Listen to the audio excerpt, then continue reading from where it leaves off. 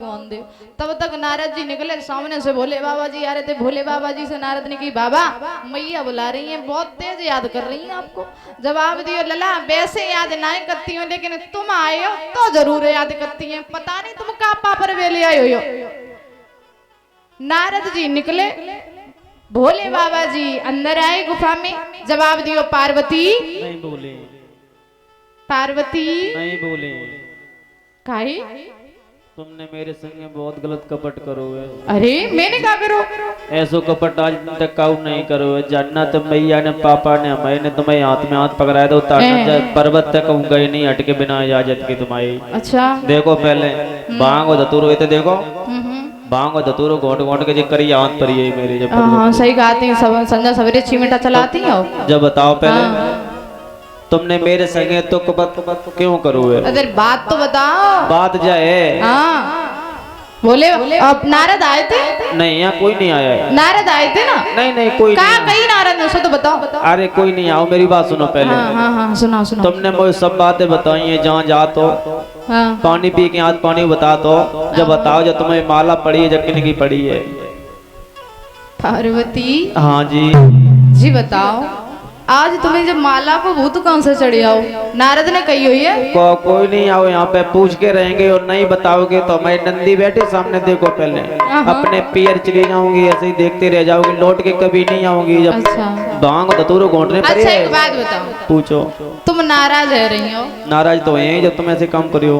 तो तुम हमें जो बताओ, तुमने कब आज तक हमें पूछी? तुमने मुझे बताई कब? तुमने पूछी? तुमने मुझे बताई कब? अरे तुमने पूछी नहीं, हमने बताई नहीं। अब आज तुम पूछ रही हो तो हम बता रहे हैं। देखो सुनो, हम आपकी अर्धांगिनी, आप हमारे प्राणनाथ पति परमेश्वर हैं। आप हमारे देवता हैं दिल के। मानते हैं मानते हैं मानते हो ना? हाँ हम भी जानती हूँ, आप मानते हैं तो हम भी जानती हूँ। तो हमें एक बात बताए थे, जब माला पहने तो पहने काएगी। देखो अब तुम पूछ रही हो तो मैं बता रही हूँ। बता दो तो नहीं। देखो पार्वती, सुनाओ स्वामी जी। बिटिया कैमरा से दूर। पार्वती बोलो। आप पूछ रही हो तो मैं आपको बता रहा हूँ, जो 108 मुंडों की जो माला है, ये देवी तुम्हारे ही सर है। हमारे ही है। हाँ तुम इतनी बार मर चुकी हो, जितनी बार तुम मरती हो, तुम्हारी याद में मूड काट के हम अपने गले में डाल लेते हैं। एक बात पूछे? हाँ हम जब मरे जन्म बहुत तुम्हारी संगे शादी वही जीवन बन के रहे। तो तुम्हें एक उदम बुखार नहीं आओ? पार्वती बोलो। हमें बुखार जा सुनाई आओ, हम अमर कथा सुने हुए हैं, हम अमर हैं इसलिए। हे मेरे दिल के देवता, हमें भी कथा सुनाओ। ए पार्वती पागल हैगी कि बाबरी है गई? पागल तो है, तब जब कैलाश पर्वत ही पे रह रहे रातों दिन को। पार्वती मेरी बात सुनो। सुनाओ। तुम अमर कथा सुन नहीं पाओगी। क्यों नहीं सुन पाऊंगी? जब तुम सुन सकते हो, जानते हो, तो हम भी सुन सकती हूँ। हाँ मानोगी नहीं? नहीं मानोगी। क्यों? सुनोगी? सुनोगी। सुनो पहले, राज हट त्रिया हट बाल हट ये हट पकड़िए, हम भी हट पकड़ गई। नहीं नहीं सुनाओगी? नंदी मेरे तैयार है। सही कह रहे। त्रिया हट बुजुर्गो, एक बार त्रिया ने हट पकड़ ली। अगर काऊ बहन की साड़ी 10,000 की देख ली कि जिज्जी दुतिया ले आई 10,000 की, और अगर पसंद आई गई ना दादा, घरे आई और मुंह फुलाएगी जो खटिया पर राती। अब पति देव लगे भाई, अगर हार में ते पूछन श्रीमती जी पानी दे दो, तो श्रीमती जी के गुग फनागा। पति देव पूछत बात का है, काहे को गुस्सा तो कहे तुम्हारी सम करें खा दो। हम पूरे दिन सोनी चारो करते, गोबर कूरो करते, रोटी सब्जी करते, और देखो वो पड़ोसी की जी 10,000 रुपए की धुतिया ले। अगर संजा तक धुतिया नहीं आई तो रोटी नहीं बने। जितनी आट है दादा। मेरी सुनियो कि नहीं सुनियो? हाँ सुनिए। हाँ ना तो भांगो तो तूरो घोटने पर तो देखो। अरे पार्वती तुम्हें हम कथा सुनाएंगे। सुनायो? सुनाएंगे। तो भांगो तो तूरो घोट घोट के व्यवहार रहना देखो। लेकिन हाँ एक बात याद रखना। क्या? हम कथा सुनाएंगे, भगवान की कथा सुनाते सुनाते हम इतने भाव विभोर हो जाते हैं कि हमें खुद का ही ध्यान नहीं रहता। जब हम आपको कथा सुनकर आए तो बीच में हुंकार भरते रहना। देती रहूंगी कैसे? एकदम बता दो मेरे भैया। आज भोले बाबा पार्वती को ले जाकर के उत्तराखंड में पहुंचे, और जब उत्तराखंड में पहुंचे, पहला डमरू बजाया तो सभी पक्षी वहां से उड़ जाते हैं। दूसरा डमरू बजाया तो महाराज जितने भी वहां पर पशु चर रहे थे, वो सारे पशु पक्षी वहां से चले जाते हैं। गुफा में दादा एक तोते का अंडा रखा हुआ था। भगवान भोलेनाथ कथा सुनाने लगे, और कथा सुनाते जा रहे हैं। बताया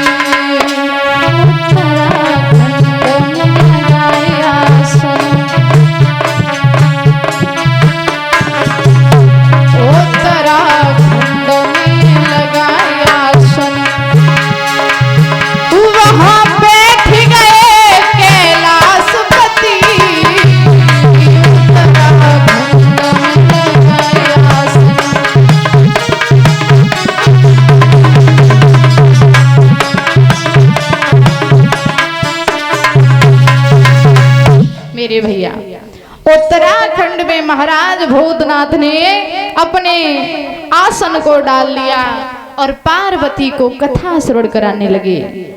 महाराज कुछ देर तक तो मैया ने कथा श्रवण की और कुछ देर के बाद में मैया को नींद आ गई और मैया इधर सोई।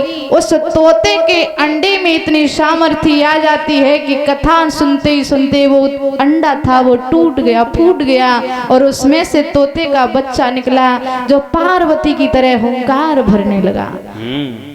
और जैसे ही दादा हुंकार भरी मेरे भैया भोले बाबा कथा सुनाते जा रहे हैं। शाम से सुबह हो गई। जैसे ही भोलेनाथ ने जयकारा लगाया, बोलिए सियावल रामचंद्र की। पार्वती महाराज घबरा करके जगी, कहने लगी भोले बाबा कथा कहाँ थी? भोले बाबा कहने लगे कथा कहाँ थी? तुम क्या कर रही थी? नींद आ गई। पार्वती हाँ क्या कह रही हो? नींद आई। नींद आ गई? तो तुम्हारी जगह हुंकार किसने भरी? पता नहीं, हमें मालूम नहीं, सोई रही थी हम, जब लगी ब्रह्मलोक में सोई रही। अरे पार्वती क्या हो गया? भोलेनाथ ने अपनी आंखों को बंद किया, दिव्य दृष्टि से देखा तो क्या हुआ कि रसिया रसूल ले गयो प्यारी ओ गोरा सोई गई नींद की मारी। रसिया रसूल ले गयो प्यारी गोरा सोई गई नींद की मारी।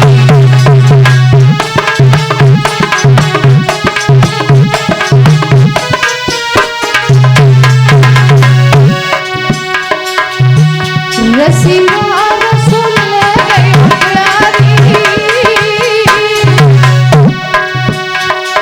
भोले बाबा कहने लगे पार्वती मैंने तुमसे पहले ही मना किया था कि तुम अमर कथा सुनने की जिद ना करो, लेकिन तुम नहीं मानी। और रसिया रसूल ले गयो प्यारी गोरा सोई गई नींद की मारी। रसिया रसूल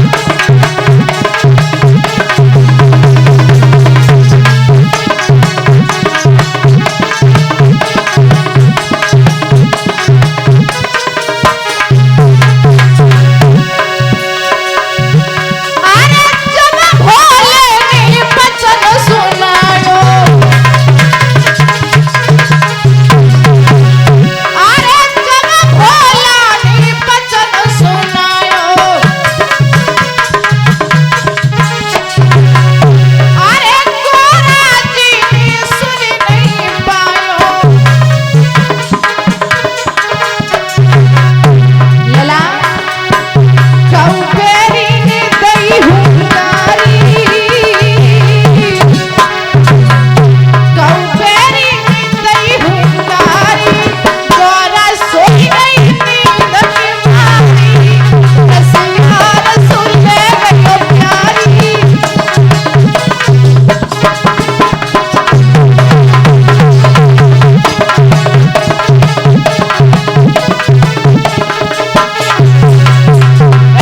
कऊ फेरी ने दई हुंकारी गोरा सोई गई नींद की मारी। रसिया रसूल ले गयो प्यारी गोरा सोई गई नींद की मारी।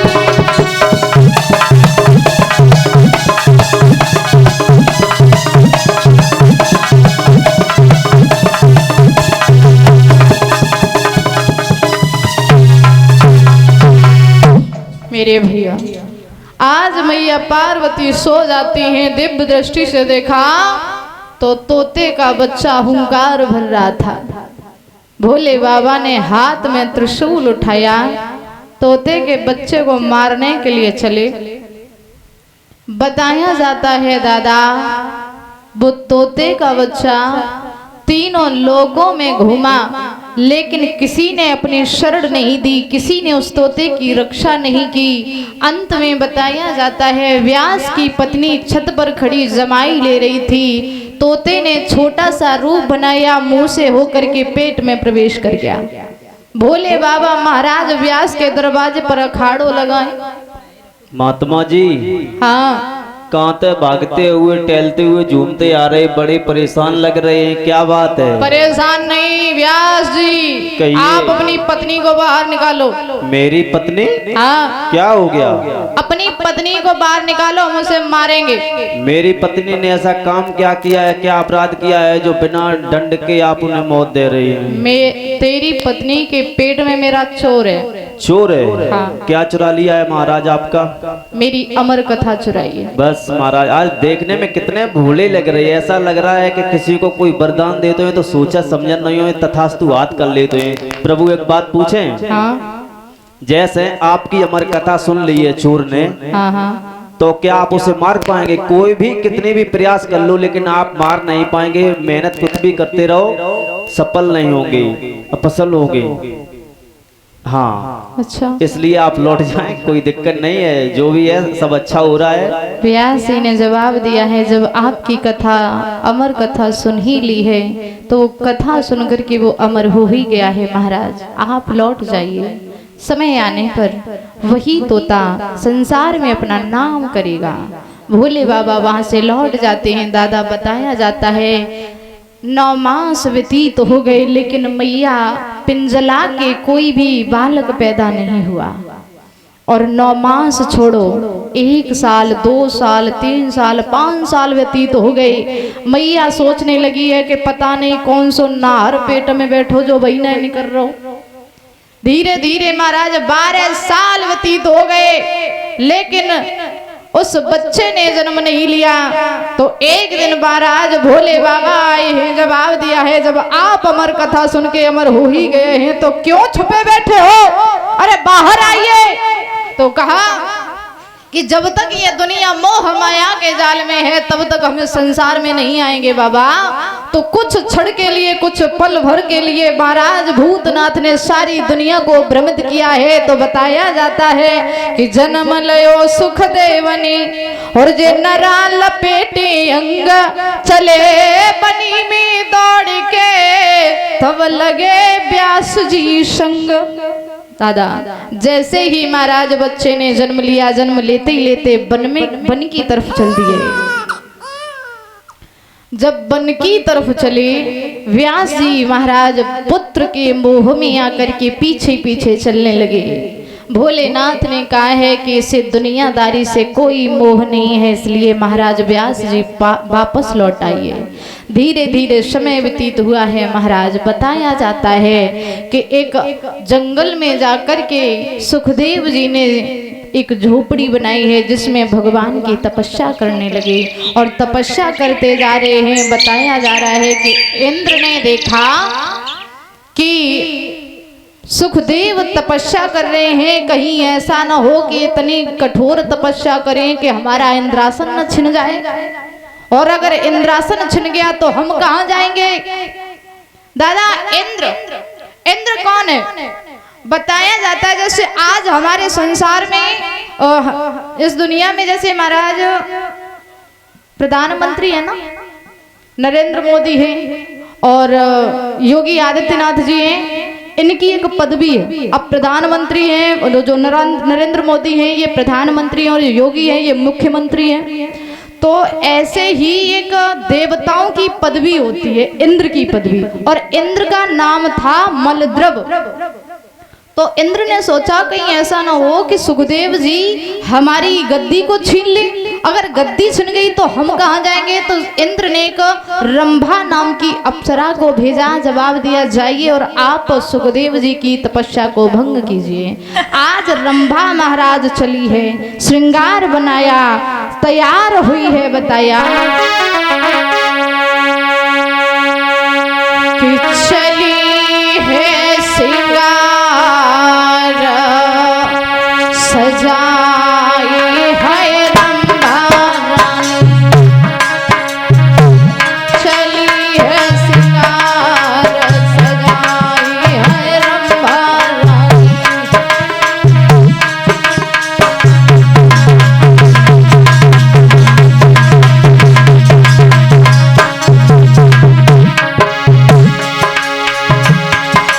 एक गोला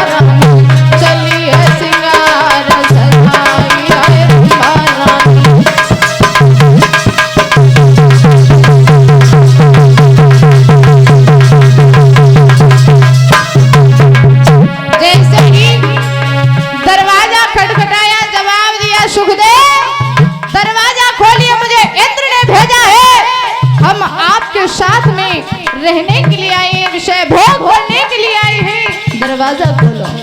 जैसे ही रंभा की आवाज सुनी, अंदर से ही सुखदेव जी ने आवाज लगाई, बोले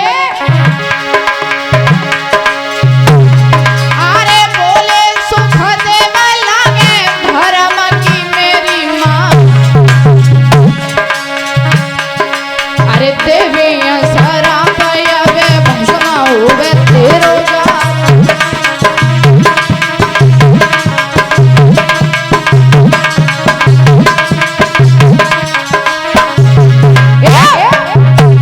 सोई मन में गई शरमाई है रंभारा, मन में गई शरमाई है रंभारा।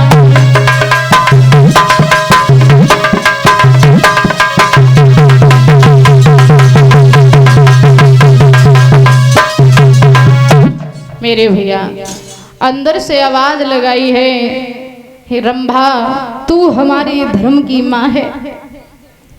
अरे ये बात कहते हुए तेरी जिब्या में कीड़े नहीं पड़े, तू हमारी धर्म की माँ है। अगर तू यहाँ से नहीं गई तो अंदर से ही तुझे श्राप दे दूंगा, तू अभी ये भस्म हो जाएगी। मन में लज्जित होकर के महाराज चली है रंभा इंद्र के पास। जवाब दिया है महाराज सुखदेव को, तुम्हारी इस दुनिया से कोई लेना देना नहीं है, आप निश्चिंत होकर के अपनी गद्दी को संवारिए।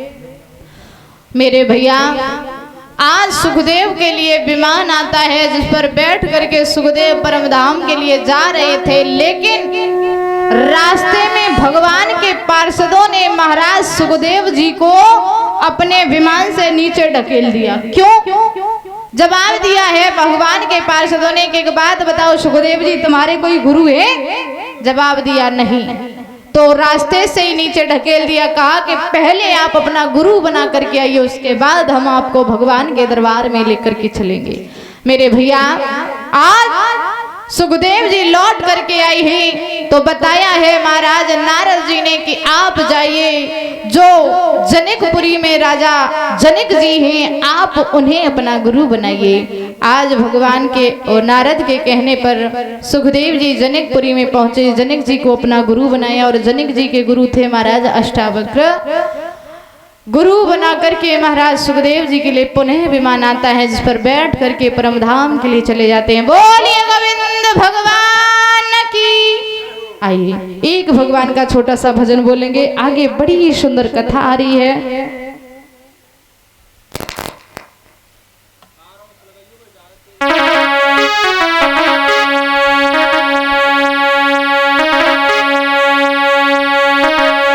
कि पंछी उड़ी चले खोल की वरिया, भजोरे मन राम राम राम। पंछी उड़ी चले खोल की वरिया, भजोरे मन राम राम राम।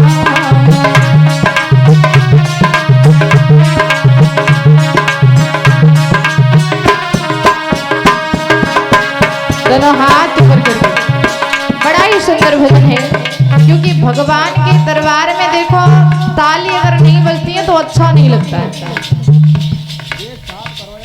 खाने में थाली का, घर में घरवाली का, ससुराल में साली का, साइकिल में प्याली का, कीर्तन में ताली का, बगिया में माली का बड़ा ही महत्व होता है। अच्छा भगवान के दरबार में बैठे हो और माटी के धौंधा बने बैठे हो तो अच्छी बात ना है, थोड़ा थोड़ा तालियों का सहारा देते हुए, क्योंकि भगवान के दरबार में ज्यादा कोई शर्म नहीं होती है। ठीक है, बड़े भाव से।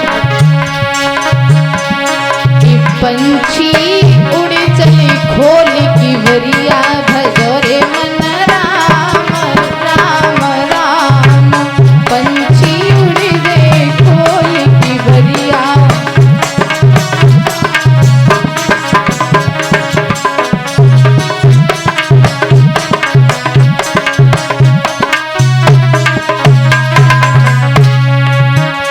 अरे चार दिनों की जा जिंदगानी,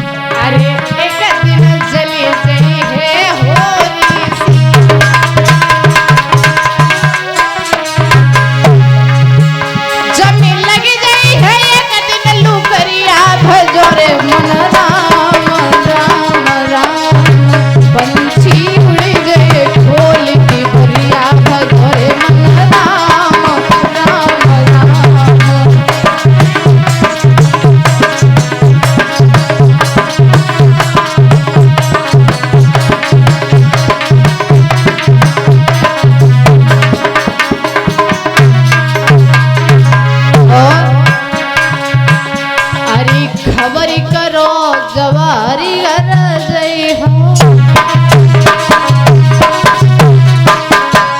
अरे खबर करो जब हरी गरजई हो, अरे कैसे अपने पाप गिनई हो, कैसे अपने पाप गिनई हो,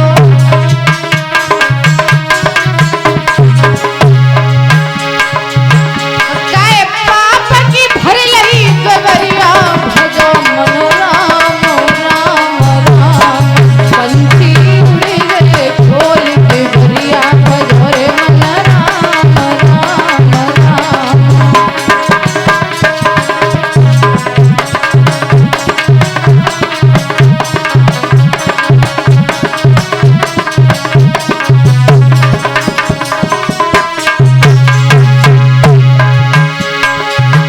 जय सुनी हो गए नगरिया भजो रे मन राम राम राम, पंछी उड़ गए खोल के भरिया भजो रे मन राम राम राम, पंछी उड़ गए खोल के भरिया भजो रे मन राम राम राम।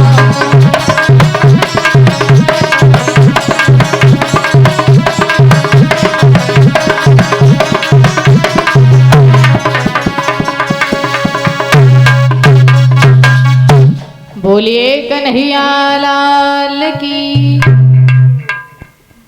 जयकारा लगा दो करो प्रेम से, ऐसे बैठे जैसे गोबर के खुदना ना दे जा दो।